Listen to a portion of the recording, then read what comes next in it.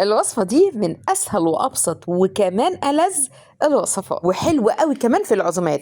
هاتي طماطم وبصل وقرن فلفل أخضر وكمان فصين توم وليمونة بقشرة.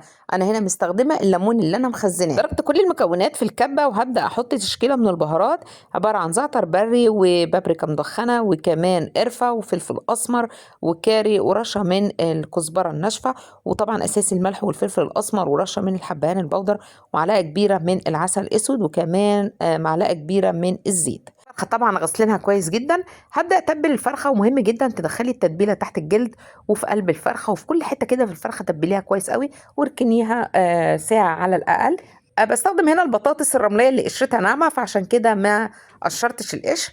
مجرد غسلتها كويس قوي وحطيت معاها كمان جزرتين، وتبلت الخضار دوت بنفس التتبيله اللي انا متبله بيها الفراخ. البطاطسايه عشان صغيره قسمتها على اتنين، ما تصغرهاش اكتر من كده عشان ما تتهراش لما تدخل في السوا.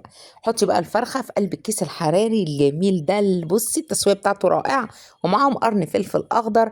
وابداي هاتي صاج البوتاجاز وحطي الكيس الحراري بالخضار بالفرخه من غير لا ميه ولا اي حاجه.